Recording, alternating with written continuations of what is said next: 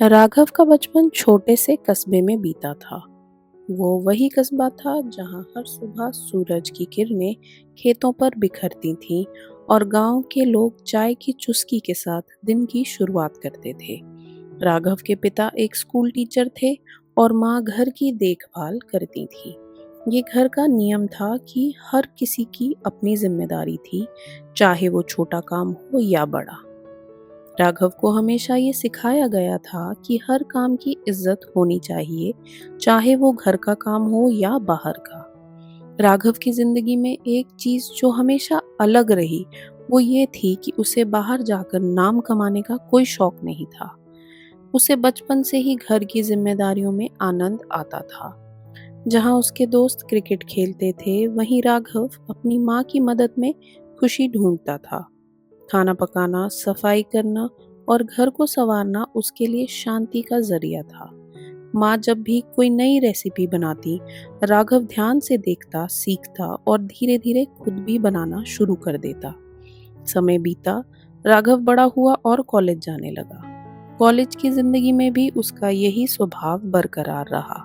वो ज्यादा सोशल नहीं था और अपने कमरे में रहकर किताबें पढ़ता या दोस्तों के लिए खाना बनाता था। वहीं उसकी मुलाकात आयशा से हुई। आयशा बिल्कुल राघव के विपरीत थी। वो एक महत्वाकांक्षी लड़की थी जो हर काम में आगे बढ़ना चाहती थी। उसके सपने बड़े थे। वो कॉरपोरेट जगत की सफल वकील बनना चाहती थी। उसे नई नई चुनौतियां पसंद थीं और वो हमेशा ऊंचाइयों को छूने का सपना देखती थी। लेकिन उसकी इस दौड़ती भागती जिंदगी में एक चीज की कमी थी, वो थी शांति। जब उसने राघव से मुलाकात की तो उसे महसूस हुआ कि राघव के पास वो शांति है जो उसकी जिंदगी से गायब थी। शुरुआती मुलाकातों में ही दोनों को एक दूसरे की जीवन शैली से प्यार हो गया। राघव को आयशा की महत्वाकांक्षाएं आकर्षित करती थी और आयशा को राघव की सादगी और उसके अंदर का धैर्य। उन्होंने साथ रहने का फैसला किया। शादी के बाद उन्होंने अपनी जिंदगी की जिम्मेदारियों को बराबर बांटने का निर्णय लिया।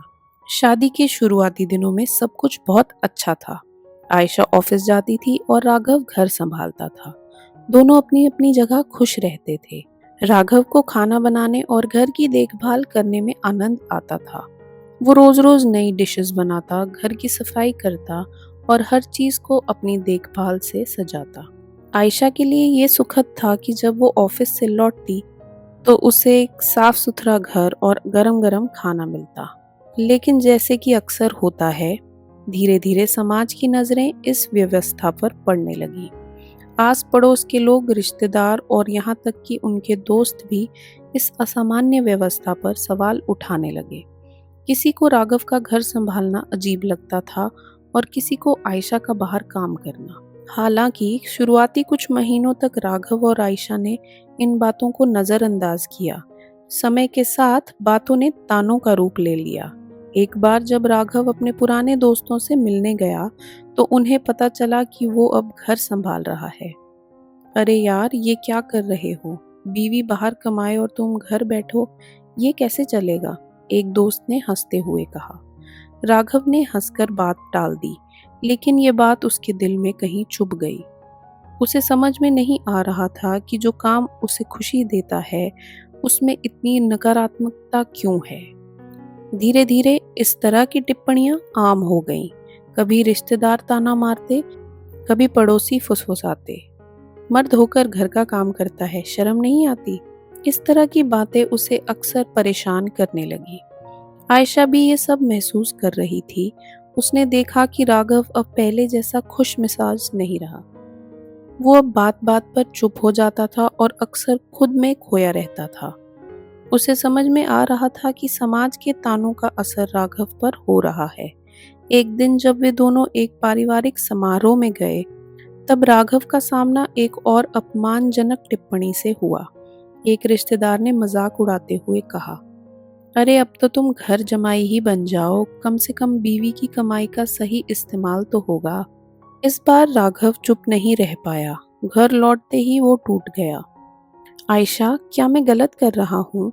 क्या सच में मर्द को घर संभालने का कोई हक नहीं?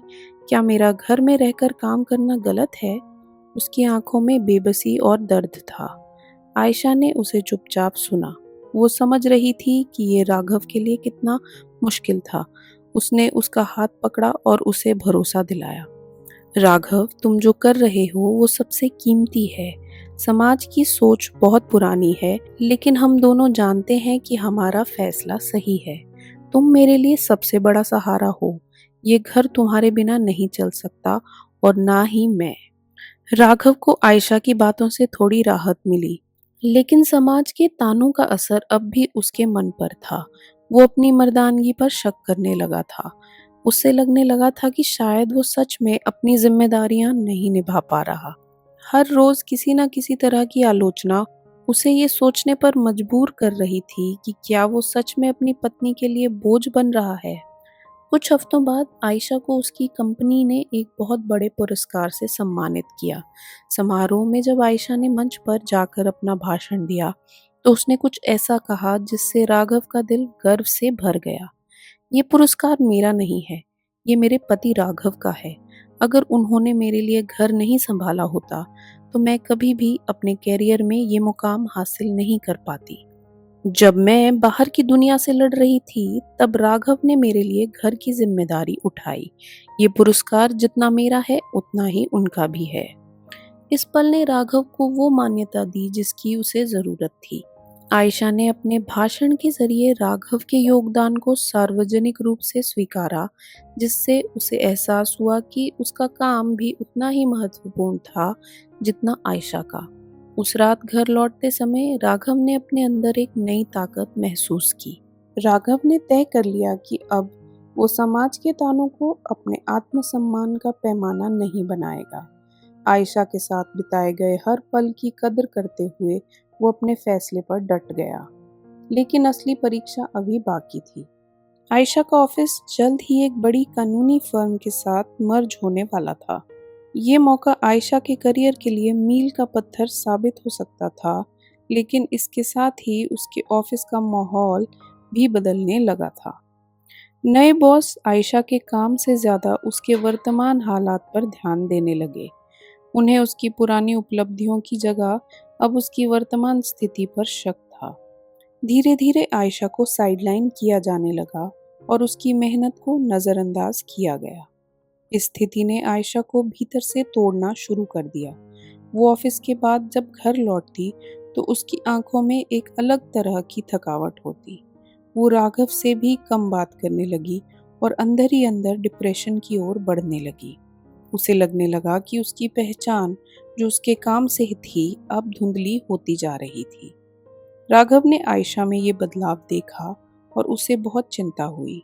आयशा ने हमेशा अपने करियर को अपनी पहचान माना था, और अब जब वो उसे खोने का डर महसूस कर रही थी, तब उसकी मानसिक स्थिति बिगड़ने लगी थी। राघव ने कई बार आयशा से बात करने की कोशिश की, लेकिन वह खुद इतनी परेशान थी कि उसकी बातों का सही जवाब नहीं दे पाती थी।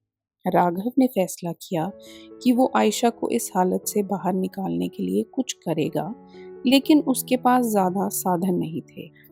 राघव ने फैसला किया कि अब वक्त आ गया है कि वो कुछ नया करे, जिससे न केवल वो आयशा की मदद कर सके, बल्कि समाज को भी दिखा सके कि घर का काम करना मर्दानगी की परिभाषा नहीं बदलता। वो अपने अंदर छुपे हुनर को दुनिया के सामने लाने की तैयारी करने लगा। एक दिन जब आयशा थकी हुई घर आई, तो उसने देखा कि राघव किचन में किसी खास तैयारी में जुटा हुआ था। रसोई की महक से पूरे घर में उत्सव का सा माहौल था। आयशा ने थकी हुई आवाज में पूछा, राघव, ये क्या हो रहा है? आज कोई खास मौका है क्या? राघव ने मुस्कुराते हुए कहा, हाँ है तो, लेकिन तुम थोड़ी देर इंतजार करो। आयशा चुपचाप सोफे पर बैठ गई, ये सोचते हुए कि राघव क्या नया सरप्राइज देने वाला है। कुछ देर बाद राघव ने मेज पर बहुत सारे पकवान परोसे और आयशा को बुलाया। आओ पहले खाना खाओ, फिर बताता हूँ। आयशा ने जब भोजन किया तो वो हैरान रह गई। हर व्यंजन स्वाद में लाजवाब था। ये उसकी कल्पना से परे था कि राघव ने एक ही दिन में इतना कुछ बना लिया था। राघव ने धीरे से कहा, आयशा, मैं कुछ नया करने का सोच रहा हूँ। तुम्हें पता है मुझे हमेशा से खाना बनाना पसंद है, और मैं इसे अपना पेशा बनाना चाहता हूँ। मैंने सोचा है कि मैं एक छोटा सा रेस्टोरेंट खोलूँगा। आयशा के चेहरे पर आश्चर्य और खुशी दोनों ही दिखाई देने लगे। तुम सच में रेस्टोरेंट खोलना चाहते हो? क्या तुम इसके बारे में गंभीर हो?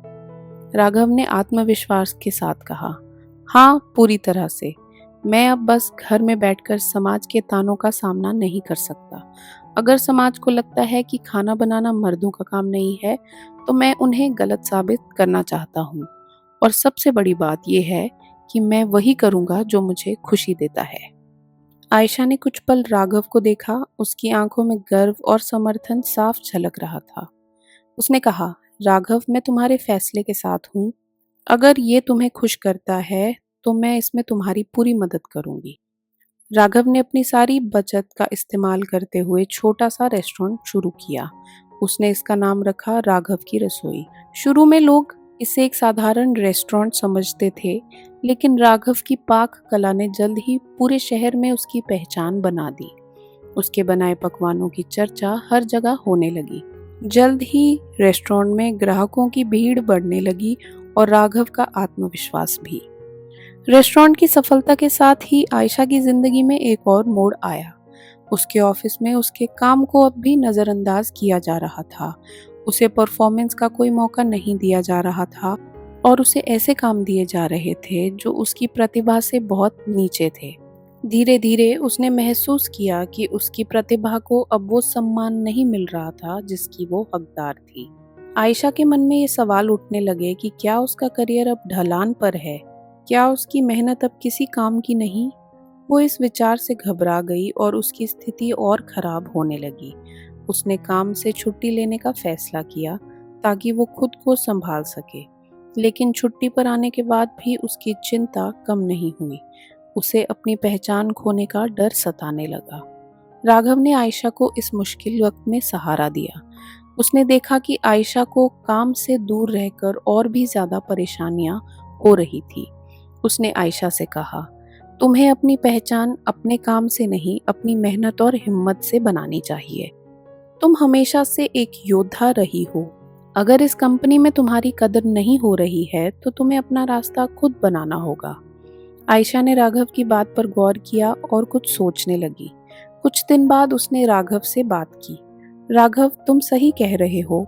मैंने हमेशा अपने काम को अपनी पहचान समझा है, लेकिन अब मुझे ये एहसास हो रहा है कि मेरी पहचान मेरी मेहनत से है, चाहे वो किसी भी जगह हो। मैं अपने खुद के सपने के लिए फिर से जीना चाहती हूँ। राघव ने उसे उत्साहित किया और कहा, तुम्हें जो भी करना है, मैं तुम्हारे साथ हूँ। आयशा ने तय किया कि वो अपनी खुद की एक छोटी सी कानूनी फर्म शुरू करेगी, जहां वो अपने तरीके से काम कर सके और लोगों की मदद कर सके। राघव ने उसकी पूरी मदद की। धीरे धीरे आयशा का नया फर्म भी सफल होने लगा। अब दोनों के पास अपनी अपनी दुनिया में सफलता थी। राघव का रेस्टोरेंट शहर में मशहूर हो चुका था और आयशा का फर्म भी अपनी जगह में पहचान बना रहा था। लेकिन अब भी उनकी सफलता की चर्चा होती तो लोग अब भी ताने मारने से नहीं चूकते।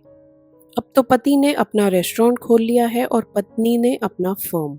लगता है अब दोनों ही घर के बाहर हैं। समाज की ये सोच अभी भी नहीं बदली थी।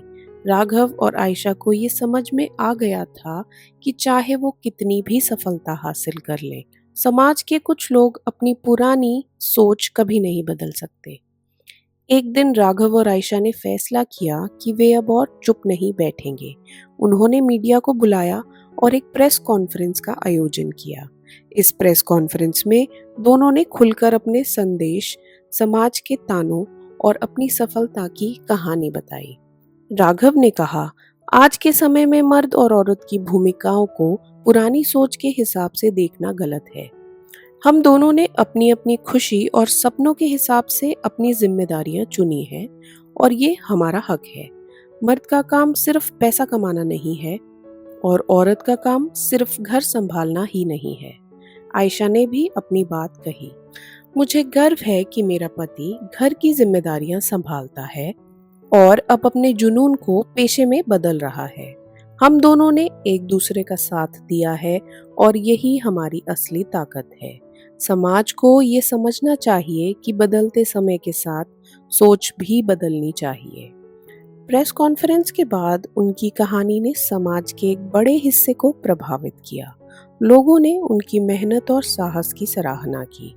अब वे सिर्फ एक रेस्टोरेंट के मालिक और एक कानूनी फर्म के संचालक नहीं थे, बल्कि एक मिसाल बन गए थे। उनकी कहानी ने दिखा दिया था कि प्यार, समझ और सम्मान से हर रिश्ते को मजबूत बनाया जा सकता है और समाज की पुरानी सोच को चुनौती देकर ही बदलाव संभव है। समय के साथ राघव और आयशा ने अपने अपने पेशों में और भी ऊंचाइयां हासिल की। समाज ने भी धीरे धीरे उनकी स्थिति को स्वीकार करना शुरू कर दिया। उनके संघर्ष और सफलता ने उन्हें और भी मजबूत बना दिया था। अब वो एक ऐसी दुनिया का सपना देख रहे थे जहां मर्द और औरत की भूमिका लिंग के आधार पर नहीं, बल्कि उनके सपनों और इच्छाओं के आधार पर तय की जाती हो। आशा करती हूँ आपको ये कहानी पसंद आई हो। अगर कहानी पसंद आए तो इस वीडियो को लाइक और शेयर ज़रूर करें। आपके सुझाव और आपके अनुभव हमारे साथ ज़रूर शेयर करें और हमारा प्रोत्साहन बढ़ाने के लिए हमारे चैनल को सब्सक्राइब करें। धन्यवाद।